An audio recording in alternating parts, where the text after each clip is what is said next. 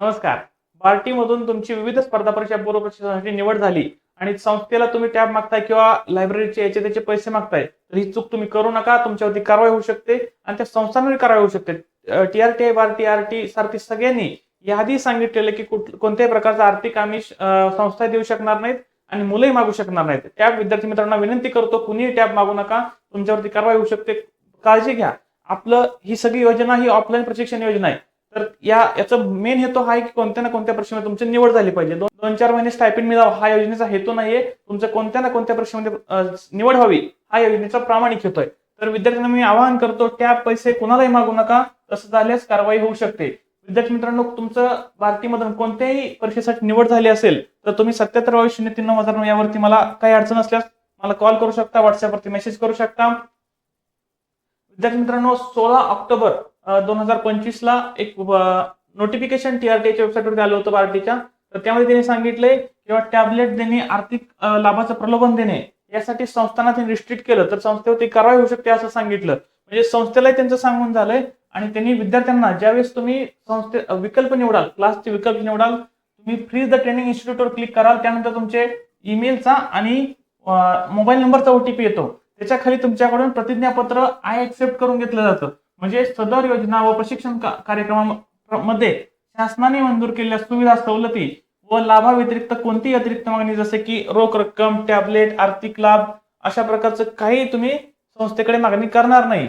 जर मी अशा कोणत्याही अनधिकृत मागण्या केल्यास, म्हणजे विद्यार्थ्यांना अशा कोणत्याही अनधिकृत मागण्या केल्यास अथवा अशा स्वरूपाचं वर्तन केल्यास किंवा तसं निदर्शनास आल्यास माझ्या विरुद्ध संबंधित योजनेच्या अटी व शर्तीनुसार योग्य ती कारवाई करण्यात येईल याची मला पूर्ण जाणीव आहे.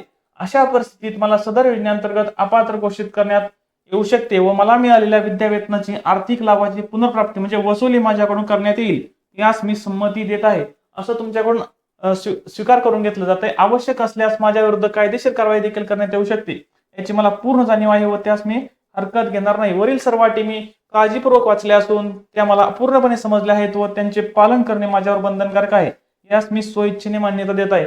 विद्यार्थी मित्रांनो, संस्थांनाही सांगितलंय आणि तुमच्याकडूनही स्वतःकडून हे सगळं तुम्ही ऍक्सेप्ट करताय. त्यामुळे कुणीही तुम्हाला मी आवाहन करतो, कुणीही टॅब मागू नका. कुठलाही क्लास तुम्हाला टॅब देऊ शकणार नाही. मी विश्वासाने सांगतो, कोणताही क्लास तुम्हाला टॅब देऊ शकणार नाही, कोणताही क्लास तुम्हाला पैसे देऊ शकणार नाही. फक्त प्रेफरन्स देपर्यंत तुम्हाला जर कोणी खोटं आश्वासन देत असेल, विश्वास ठेवू नका. तुम्हाला तुमच्या परीक्षेमध्ये खरोखर फायदा होणारा असाच क्लास तुम्ही तुमची सद्विवेक बुद्धी जागृत ठेवून तुम्ही तो क्लास निवडू शकता. तुम्ही बघा त्या क्लासेसचे युट्यूबवरती सबस्क्रायबर्स किती आहेत, त्यांचे जे शिक्षक आहेत ते तुमच्या ओळखीचे आहेत का, किंवा इतर परीक्षांमध्ये किंवा जिथं जिथं तुम्हाला सहकार्य लागू शकतो त्यांचं ते सहकार्य तिथं आहे का, हे सगळं बघून तुम्ही स्वतःहून विचार करून तो क्लास निवडायचा आहे. मी विद्यार्थ्यांना आवाहन करतो. बाकीचं हे सगळं कसं भरायचं त्याच्यावरती व्हिडिओ मी ऑलरेडी टाकलेलाच आहे, तर तुम्ही तो पण बघून घ्या. त्यानंतर हे सगळे जे प्रेफरन्स आहे ते 19 जानेवारी पर्यंत प्रेफरन्स सुरू असणार आहेत. तर आता सगळ्यांनी भरून घ्या. 1-2 दिवसात आज उद्यामध्ये प्रेफरन्स तुम्ही देऊन घ्या. शेवटच्या दिवसापर्यंत थांबू नका. ह्या सगळ्या परीक्षांसाठीचं प्रेफरन्स सुरू झालेले आहेत. तर हे स्टायपेंड पण किती असणार आहे ते मी सांगितलेलं आहे. स्कॉलरशिपची सगळे अपडेट तुम्हाला तुमच्यावर पोहोचणारा महाराष्ट्रातील एकमेव प्लॅटफॉर्म म्हणजे स्कॉलरशिप मित्रा. प्रत्येकाने सबस्क्राईब करा.